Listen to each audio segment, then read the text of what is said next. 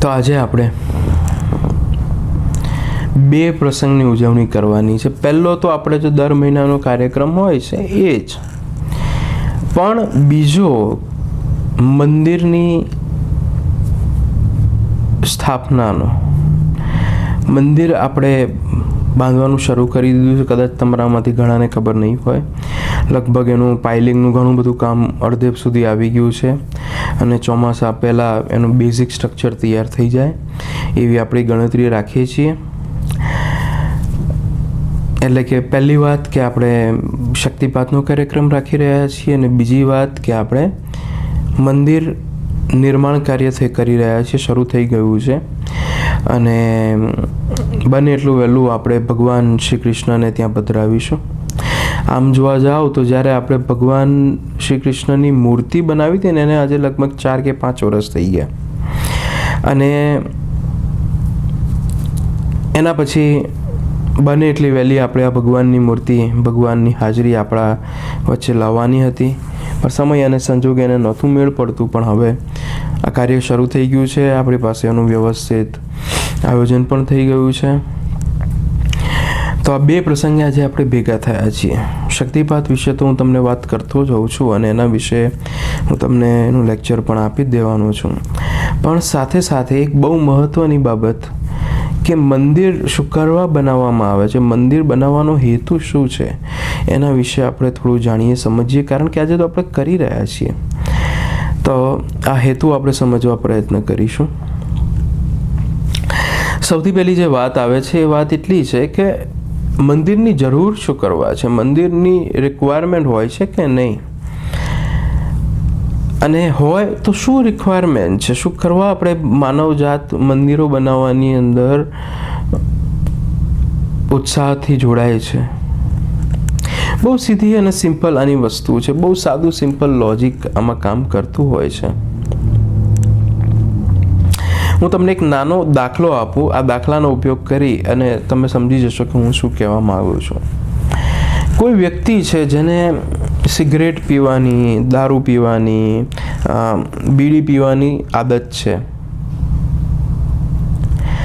હવે આ જે વ્યક્તિ છે, આ વ્યક્તિને તમે સમજાવો પ્રેમથી જઈને કે ભાઈ જો ભાઈ તું સિગરેટ પીવે, દારૂ પીવે, તું તમાકુ ખાય કે એને લગતું કંઈ પણ કરે, તો એ વખતે જ્યારે તો આ બધું ખાય ને ત્યારે ખબર નહીં પડે, પણ થોડો સમય પસાર થશે અને સમય પસાર થયા પછી તને ખબર પડશે કે તારા શરીરમાં શું ચેન્જીસ આવી ગયા. અત્યારે તો તને બહુ સરસ લાગશે, તમાકુ ખાઈશ તો આમ ટેસ્ટમાં આવી જઈશ, ઓલું શું કહે છે ને, કિક લાગી ગયું એવું લાગે. હા, કિક લાગી કહેવાય, કિક લાગી ગયું ને એવું લાગશે.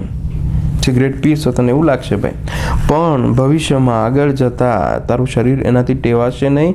આ બધી જ વસ્તુઓ નુકસાનકારક છે અને નુકસાનકારક છે એટલે તને આજે નહીં તો કાલે નુકસાન કરશે અને કરશે. લોકોને કેન્સર થયા છે આનાથી. તમે બધું સમજાવો ને એને, તો એ તમારી વાત પ્રેમથી સાંભળી લે. કદાચ તમે એની પાસે રિસ્પેક્ટેડ પર્સન હો તો કદાચ હજી સારી રીતે શાંતિથી સાંભળી લે, પણ જેવા તમે ગયા એટલે બીજી જ સેકન્ડે બીડી હળગાવવાનું. આ એક સિચ્યુએશનની મેં વાત કરી. બીજી સિચ્યુએશનની વાત એ છે કે હવે તમે આ જ વ્યક્તિને ફોટા બતાવો, તમે એને કહો જો ભાઈ આવું થાય, આવું થાય, આવું થાય, તો એના મગજમાં છાપ તો પડવા માંડશે કે આવું બધું થાય હે, ઓહો. આ બી સાંભળશે ને કદાચ 1-2 દિવસ માટે એના મગજમાં રહેશે. 1-2 દિવસ બીડી પીતા પહેલાં એને વિચાર આવશે કે જવા દો ને આવું બધું થાય, પછી પાછું વિચારે જવા દો ને મૂકો, કંઈ થતું ના હોય, આપણને કંઈ ના થાય, તમે એને મૂકી દો. પછી ત્રીજી વાત આવે છે કે તમે એ વ્યક્તિને લઈને હોસ્પિટલમાં પહોંચી જાઓ જ્યાં આવા કેદીઓ રાખ્યા છે, અને ખાસ કરીને એવા પેશન્ટ, એવા પેશન્ટ રાખ્યા છે કે જે પેશન્ટને તમાકુના લીધે, બીડીના લીધે, સિગરેટના લીધે, આ બધી વસ્તુઓના લીધે એને કંઈક રોગ થયો છે. તો આ જે રોગ છે, આ રોગ બતાવો, એને મળાવો, એને સમજાવો, એની જોડે વાતો કરાવો, ત્યારે આ વ્યક્તિને આંચકો લાગશે. આવું બધું થાય, આ માણસે સિગરેટ પીતો હતો ને હું સિગરેટ પીઉં છું, આ માણસે બીડી પીતો હતો ને હું બીડી પીઉં છું, તો આઈ થિંક આ તો અઘરું કહેવાય, આ તો ખોટું કહેવાય. એટલે કે હવે એના મનમાં કંઈક છાપ ઉત્પન્ન થઈ, કંઈક નાની મોટી જે અસર ગણો તમે એવી અસર થવાની ચાલુ થઈ ગઈ. પછી શું થશે? ઘરે જશે. ઘરે જાય ને એટલે બીડી પીવાની તો ઈચ્છા થશે જ અને પીશે જ. એ વખતે પણ પીવાનું ચાલુ રાખશે. પણ પીતા પહેલાં એના મનમાં વિચાર આવશે કે ઓલો ભાઈ તો આવું કહેતો હતો, એને તો મોઢું કેવું થઈ ગયું હતું, એનું તો ગળું કેવું થઈ ગયું હતું, ડૉક્ટરે કેટલા બધા ઓપરેશન કરીને કાપ કૂપ કરી અને માંડ બચાવ્યો હતો એને. અઘરું કહેવાય. પણ સિગરેટ તો પીશે જ, બીડી તો પીશે એ વખતે પણ. હા, એના મનમાં વિચાર આવવાની શરૂઆત થઈ જશે. અઠવાડિયા 10 દિવસ સુધી વારંવાર આ દ્રશ્યો અને આ વિચારો આવવાની શરૂઆત થશે. પછી શું થશે? પછી મનની રચના જ એવી છે, મનના કાર્ય છે ને એવા છે કે ધીમે ધીમે ધીમે એ દ્રશ્યો, એ વિચારો એ ઓછા કરતા જશે. અને જેવા વિચારો અને એ દ્રશ્યો ઓછા થતા જશે એટલે આવજો ને ટાટા ને બાય બાય. પછી તમારે એ ટેસ્ટથી ખુલ્લમ ખુલ્લા એ બીડી પીવાની, સિગરેટ પીવાની, મજા કરવાની હે.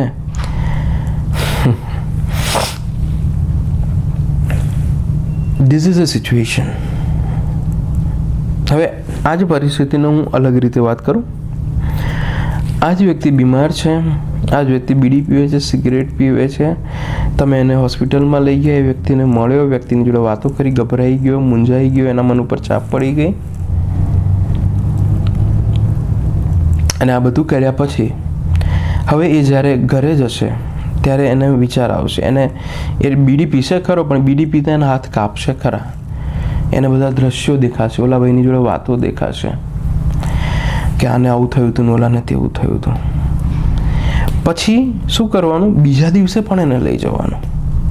પછી શું કરવાનું? ત્રીજા દિવસે પણ એને લઈ જવાનું. એના મગજમાંથી એ વાત નીકળવી જ ના જોઈએ કે ભાઈ બીડી અને સિગરેટ પીવાથી આવા જાતના ભાતના રોગો થાય અને આટલી બધી તકલીફ પડે.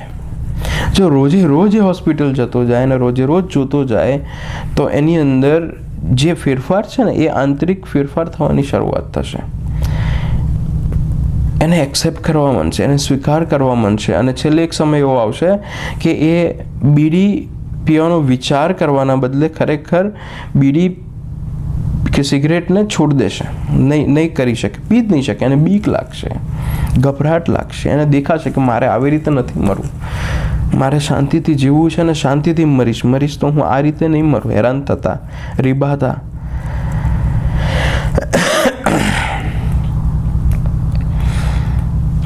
ઇફેક્ટ ક્યારે આવે? કે જ્યારે તમારું મન એકના એક દ્રશ્યો સતત અને સતત અને સતત જોવે. જો તમે એને વચ્ચે ગેપ આપી દીધો એટલે આ દ્રશ્યો ગયા. પાછા તમે તો જેવા હતા એવા ધોયેલા મૂળા જેવા થઈ જવાના છો. ફરીથી તમે એવા ને એવા વ્યક્તિ થઈ જશો. તો હવે આપણે મંદિરનો કોન્સેપ્ટ સમજીએ. ભગવાન છે, ભગવાનને કહેવામાં આવે છે એ અત્ર છે, તત્ર છે, સર્વત્ર છે. એ અહીંયા કેનેડામાં છે, ઇન્ડિયામાં છે અને સર્વત્ર બધે જ છે. તેમ છતાં પણ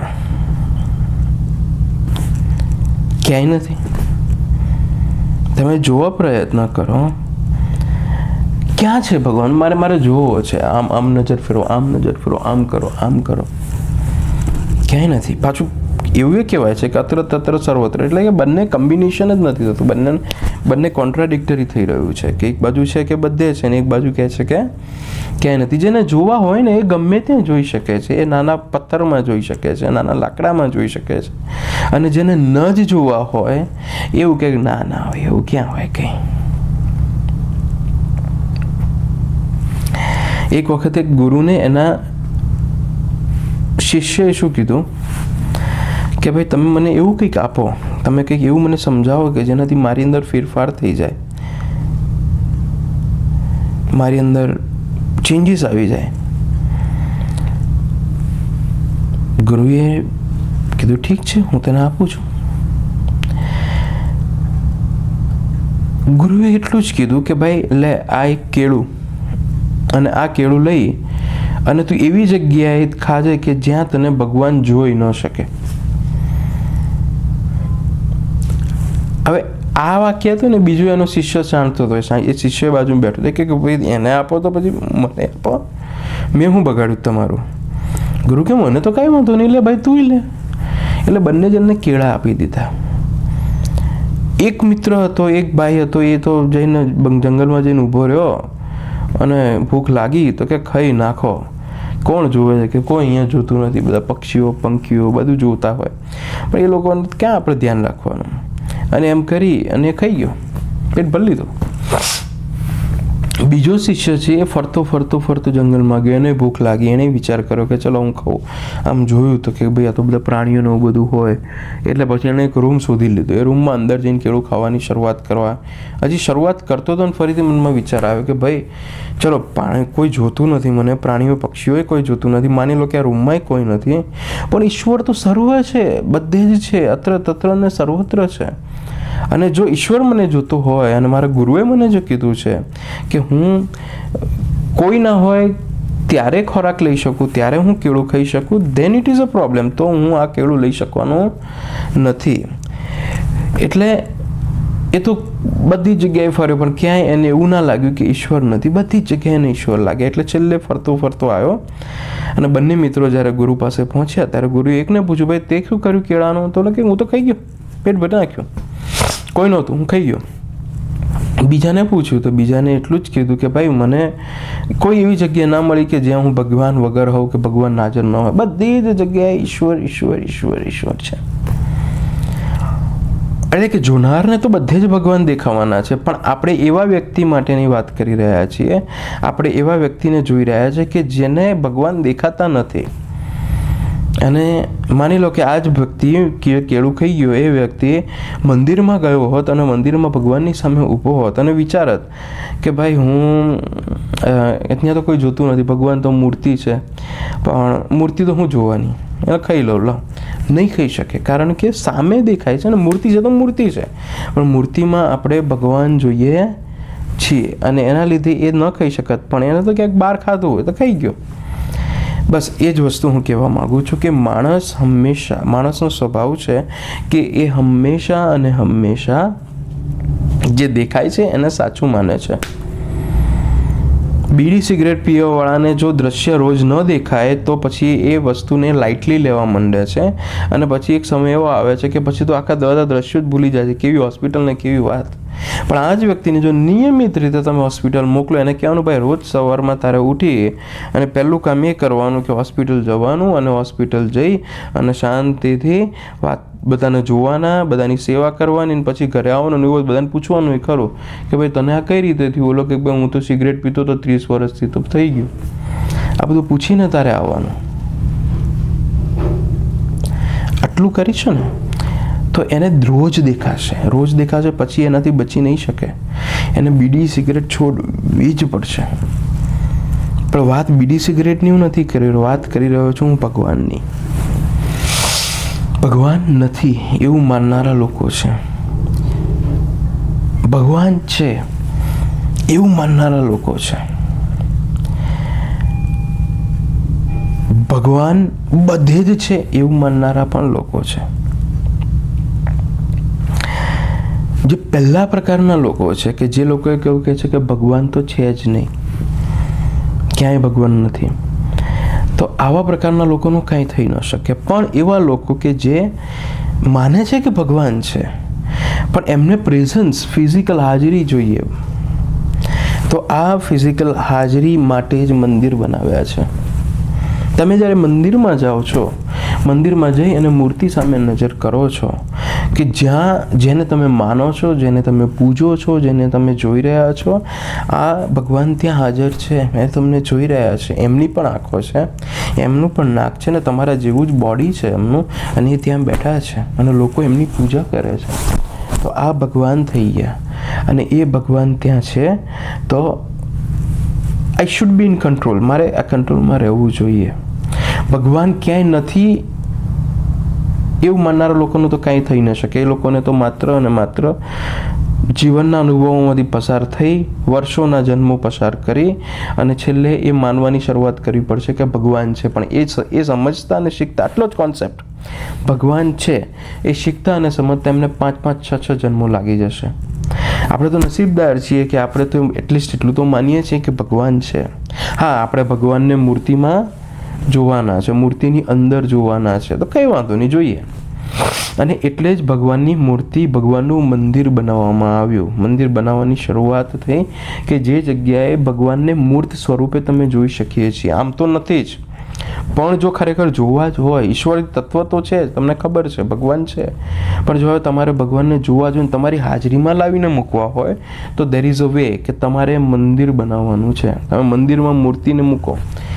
મૂર્તિની હાજરી હોવાથી તમને એની હાજરી હોઈ શકે છે, ઈશ્વરની હાજરીનો અનુભવ થઈ શકે છે. ટૂંકમાં કહેવાની વાત એટલી જ છે કે ઈશ્વરને મૂર્ત સ્વરૂપ આપવા માટે મંદિરની સ્થાપના કરવામાં આવે. હવે મંદિર જો તમે બનાવો તો પછી તમારે મંદિર એટલે તમે ભગવાનને મૂકો ત્યાં, તો ભગવાનને મૂકવા માટે તમારે મંદિર એટલે કે રહેવાની વ્યવસ્થા પણ કરવી જોઈએ ને. What you expect that you make for them. તમે જે પોતાના માટે વિચારો છો, ભાઈ હું રહું તો મારે ઘર જોઈએ, તો ભગવાન રહે તો ભગવાનને પણ ઘર જોઈએ. એટલે કે મૂળભૂત હેતુ મંદિર બનાવવા માટેનો આ હોય છે કે જેમાં જે વ્યક્તિઓ ભગવાનને બધે જ જોઈ રહ્યા છે એની માટે ભગવાન નકામા છે, એની માટે ભગવાનની મૂર્તિ કંઈ કામની નથી. પણ જે લોકો માને છે કે ભગવાન છે પણ ભગવાનની હાજરીની એમને જરૂર છે, ત્યારે આ મૂર્તિ કામ આવે છે. આ મૂર્તિ પાસે જ્યારે જાય છે ત્યારે એ ટેમ્પરરી થોડોક સમય માટે પોતાનો ઈગો, પોતાનો અહંકાર, પોતાના બધા જ મનના રાગ, દ્વેષ, કામ, ક્રોધ, લોભ, મોહ, બધા ટેન્શન બધું જ એક વખત મૂકી દે છે અને ત્યાં જઈ અને એની સામે ભગવાન સામે ઊભો રહી જાય છે. ભલે ને એ પોતાની શારીરિક, માનસિક, આર્થિક જે પણ ભૌતિક જરૂરિયાતો છે પૂરા કરવા માટે ઊભો રહે, તેમ છતાં પણ ભગવાન પાસે તો ગયો, ભગવાન પાસે તો પહોંચી ગયો ને. કંઈ વાંધો નહીં, આજે ભૌતિક વસ્તુઓ માટે ભગવાન પાસે પહોંચે છે તો કાલે આધ્યાત્મિક વસ્તુઓની સમજણ એને આવશે અને સમજણ આવ્યા પછી એ આધ્યાત્મિક ભગવાન પાસે પહોંચી જવાનો છે. જેમ હમણાં વાત કરીએ એમ કે જેમ બીડી અને સિગરેટ પીવાવાળો જ્યારે બીડી અને સિગરેટ પીવે છે ત્યારે એના મનમાં એ ભાવ નથી હોતો કે મને રોગ થાય, પણ જ્યારે રોજે રોજ સામે જુએ છે કે લોકોને થઈ રહ્યા છે, લોકો તડપી રહ્યા છે, હેરાન થઈ રહ્યા છે, ત્યારે તરત જ એના મગજમાં એવું ઘૂસી જાય છે કે ભાઈ આપણે ના કરાય આવું, અને ધીમે ધીમે ધીમે એનો આ ભાવ છૂટતો જાય છે. એ જ રીતે મંદિરમાં એટલે જવાનું છે, મંદિરની હાજરીની એટલી જરૂર છે કે મોટા ભાગના માણસોને મંદિર જોઈએ, કંઈક ફિઝિકલ, કંઈક ટેકો જોઈએ, કંઈક સપોર્ટ જોઈએ. હું આ એવા બધાની વાત નથી કરી રહ્યો જેમ કે મીરાબાઈ છે, આપણા વૈષ્ણવજર ગાનારા નરસિંહ મહેતા છે, એમની વાત નથી કહી રહ્યો કે જ્યાં એમને ભગવાનમાં માત્ર મૂર્તિની બધી જ જગ્યાએ દેખાય, મૂર્તિમાં તો છે જ પણ બધી જ જગ્યાએ એને ભગવાનના દર્શન થાય છે. આ એવા વ્યક્તિઓ માટે વાત થઈ રહી છે કે જેને ભગવાન ઇઝીલી જોવા માટે કંઈક મૂર્ત જોઈએ, કંઈક ફિઝિકલ જોઈએ, અને આપણું મન હંમેશા જે સામે હશે ને એને સાચું માનશે. હા ભાઈ ભગવાન છે, ભગવાન છે. અને એટલે જ આપણા શાસ્ત્રએ શું કીધું કે તમારે મંદિરે જવું જોઈએ, રોજ મંદિરે જવું જોઈએ. મંદિરે એટલે નહીં જવાનું કે ભગવાન મને પાસ કરી દો ને ભગવાન મને આટલા પૈસા આપી દો, પણ મંદિરે એટલે જવું જોઈએ કે જ્યાં જઈને તમે સ્વીકાર કરો છો કે તમારા કરતાં પણ કોઈ સુપિરિયર ઓથોરિટી છે. તમે મંદિરે જઈ અને સ્વીકાર કરો છો કે ભાઈ હું આજે જે જગ્યાએ આવ્યો છું એને હું નમન કરું છું, એ ઈશ્વરીય તત્વ ક્યાંક છે. આજે તમે ઈશ્વરીય તત્વને મૂર્તિમાં જોઈ રહ્યા છો, કાલે એક સમય એવો આવશે કે રોજે રોજ જો તમારો અભ્યાસ હશે તો આ ભગવાનને તમે સ્વીકારતા થઈ જશો.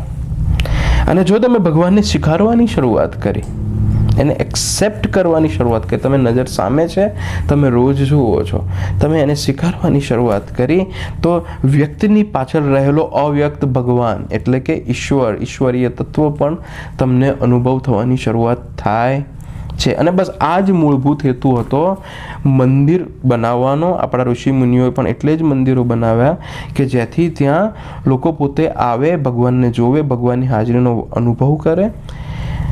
આ એક હેતુ થઈ ગયો. હવે આપણો જે હેતુ છે ને, આ હેતુ એકની સાથે બે છે. આપણી માટે ભગવાન શ્રી કૃષ્ણ છે જેનું આપણે અત્યારે હાલમાં મંદિરનું નિર્માણ કાર્ય કરી રહ્યા છીએ. આ ભગવાન શ્રી કૃષ્ણ ભગવાન તો છે જ, પણ સાથે સાથે આપણા માટે એ આદ્ય ગુરુ પણ છે. આદ્ય ગુરુ તરીકે પણ સ્થાન ભોગવે છે, અથવા પહેલું સ્થાન આદ્ય ગુરુ તરીકેનું ભોગવે છે અને બીજું સ્થાન ભગવાન તરીકેનું ભોગવે છે. તો આ આદ્ય ગુરુ અને ભગવાન બંનેની આપણે સ્થાપના કરી રહ્યા છીએ. મંદિરની અંદર મૂર્તિ હોય, આ મૂર્તિ હંમેશા પથ્થર જ હોય છે, પણ જો એ મૂર્તિની અંદર તમે બિલીવ કરવા માંડો, મૂર્તિને ભગવાન તરીકે ગુરુ તરીકે જોવાની શરૂઆત કરો, ત્યારે તમારી ચેતના આ મૂર્તિને ટચ કરે છે. તમારી જે ફિલિંગ્સ છે ને, જેની તરફ તમે જોઈ રહ્યા છો એને ટચ કરે છે. અને જો એને વ્યક્તિને ટચ થઈ ગઈ, એની સાથે જ એના પોઝિટિવ વાઇબ્રેશન્સ મૂર્તિમાંથી નીકળવા માંડશે. ભગવાન તો અત્ર તત્ર સર્વત્ર છે, આ પથ્થરમાં બી છે ને આ મૂર્તિમાં પણ છે, પણ મૂર્તિને તમે ભગવાનનો ભાવ સાથે જુઓ છો એટલે એ ભગવાનનો ભાવ એમાં ઉત્પન્ન થવા લાગશે. મને યાદ છે કે ઘણી બધી વખત ઘણા સાધકો મને કહેતા હોય કે અમે શિબિરમાં આવ્યા અને શિબિરમાં આવ્યા પછી અમારા અમુક પ્રશ્નો હતા. આપણે અમુક પ્રશ્નો ઓટોમેટિકલી તમે લેક્ચરમાં અમને સમજાવી દીધું. અમને એવું લાગ્યું કે આ તમે અમારા માટે લેક્ચર આપી રહ્યા છો. એનું કારણ એ જ કે તમે ગુરુની સામે આવો છો, ગુરુની સામે તમારો ભાવ મૂકો છો, બોલતા નથી, કંઈ કરતા નથી, તેમ છતાં પણ તમારા મનમાં તો આ જિજ્ઞાસા છે અને તમારી ચેતના છે એ ગુરુની ચેતના જોડે એકાકાર થવાની શરૂઆત થાય. તમને ના ખબર હોય, આ directly indirect this is a method કે તમે એની હાજરીમાં એમની સામે જ્યારે બેઠા હો અને જ્યારે એની હાજરીમાં જો તમે એ ભાવ સાથે આવ્યા છો તો તરત જ ગુરુ એ પકડશે અને એના જવાબો એને ખબર જ નહીં હોય કે હું શું કરવા બધું ભૂલી રહ્યો છું, પણ એના જવાબો એમાંથી નીકળવા માંડશે અને તમને તમારા જવાબો મળી જશે. એટલે કે શિષ્યની ચેતના ગુરુની ચેતના જોડે એકાકાર થવા લાગી અને એના લીધે તમારા પ્રશ્નોના જવાબ તમને મળવા લાગ્યા. બસ એ જ વસ્તુ આ મંદિર માટે પણ છે. મંદિરની અંદર પણ જ્યારે તમે જાઓ છો, ભગવાન તરીકે મૂર્તિને જુઓ છો, તો આ મૂર્તિ સૌથી પહેલાં તો ભગવાનનો ભાવ ઉત્પન્ન કરવા મળશે અને એ જ ભગવાનનો ભાવ ઉત્પન્ન કરવા માટે આપણે પ્રાણ પ્રતિષ્ઠા રાખતા હોય છે. બે રીતે પ્રાણ પ્રતિષ્ઠા થાય. પ્રાણ પ્રતિષ્ઠા એટલે બીજું કાંઈ નહીં, મૂર્તિની અંદર જીવંત તત્વ ઉત્પન્ન કરવો. જીવંત તત્વ એટલે કે ભગવાન આમ ઊભા થઈને આમ ચાલવા માંડે એવું નહીં. જીવંત તત્વ એટલે કે ચેતનાનું જીવંત તત્વ મૂર્તિમાં ઉત્પન્ન થવું જોઈએ. જ્યારથી નક્કી કર્યું, આમ હજી સુધી મેં નક્કી નહોતું કર્યું, પણ જ્યારથી નક્કી કર્યું કે ઓકે હવે તમે કામ શરૂ કરો, અને ક્યારના આપણા જે યુએસવાળા કાંતિ કાકા છે કે જેણે આપણને આમાં સહયોગ આપ્યો છે ફંડિંગ માટેનું, અથવા બીજા બધા સાધકો કે ભાઈ બનાવવાનું ચાલુ કરો, ત્યાં સુધી મેં હજી મારા મગજમાં મેં ફિટ નહોતું કર્યું. પણ જે વખતે મેં નક્કી કર્યું કે હવે હું બનાવી રહ્યો છું, હું શરૂ કરી રહ્યો છું, બસ એ જ સેકન્ડની સાથે જ મેં એક માનસિક મંદિર ત્યાં મૂકી દીધું, ઓલરેડી મૂકી દીધું, જે પ્રાણથી અદભુત ભરેલું છે. એક પ્રાણ પ્રતિષ્ઠા દ્વારા તમે વિધિ કરી શકો છો અને બીજું પ્રાણ તત્વને ત્યાં હાજર કરાવી અને એને પ્રાણથી ભરી શકો છો. અત્યારે પણ આ મંદિર મેં ત્યાં ઊભું કરી દીધું છે, જે પ્રાણ શક્તિથી ભરાવા માંડ્યું છે. દિવસે ને દિવસે ભરાતું જશે. ફિઝિકલ લાકડા, લોખંડ અને પથ્થરનું મંદિર તો બનશે ત્યારે બનશે, પણ અત્યારે હાલમાં પણ આનું કાર્ય શરૂ થઈ ગયું છે. અને જો તમારે અનુભવ કરવો હોય તો let me give you one explanation. તમે શું કરો, આ બધું પ્રોગ્રામ પૂરો થાય ને, પ્રોગ્રામ પૂરો થયા પછી ખાધા પહેલાં જજો. પ્રોગ્રામ પૂરો થયા પછી તમે જાઓ મંદિર પાસે, મંદિરની જે જગ્યા છે ને ત્યાં મંદિરની જગ્યા પાસે જાઓ અને ત્યાં જઈ પોતાના બે હાથ ઘસી, જે લોકોને વાઇબ્રેશનની ખબર પડે છે, આ વાઇબ્રેશન આમાં હાથ રાખો એટલે તમને ખબર પડશે કે તમે આ બાજુ બીજી કોઈ જગ્યાએ ઊભા હો અને જ્યારે મંદિરની, ભલે બન્યું નથી, ખાડા જ છે હજી, પણ મંદિરની હાજરીમાં તમે ત્યાં એની આજુબાજુ જઈને તમે હાથ રાખશો ને, તરત જ એકદમ સન્ન કરતાં પોઝિટિવ વાઇબ્રેશન આવવાની શરૂઆત થશે. કારણ કે આ મંદિરની હાજરી ત્યાં ઉત્પન્ન થવા માંડી છે.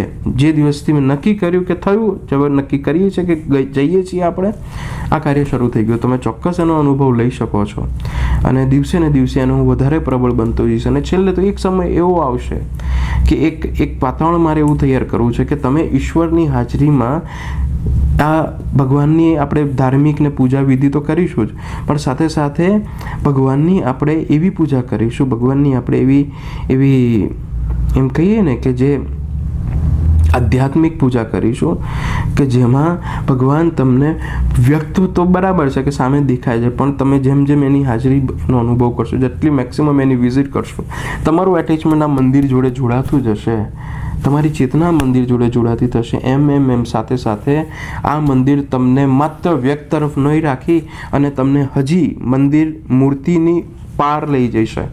એટલે કે મૂર્તિને વ્યક્તમાંથી અવ્યક્તનો અનુભવ કરાવવાની શરૂઆત કરે. એવા વાઇબ્રેશન ઊભા કરવાની મારી ગણતરી છે અને એની માટેનું મેં કાર્ય શરૂ કરી દીધું છે. આ બાજુ મંદિર તૈયાર થશે અને આ બાજુ મારું કાર્ય પણ તૈયાર છે અને ચાલુ રહેશે, અને જ્યાં સુધી પૂરું નહીં થાય ત્યાં સુધી હું એ માટે પ્રયત્ન કરતો રહીશ. તમે ચોક્કસ અત્યારે એના જે બેઝિક વાઇબ્રેશન્સ આવતા ચેક કરી શકો છો, એનો આનંદ લો.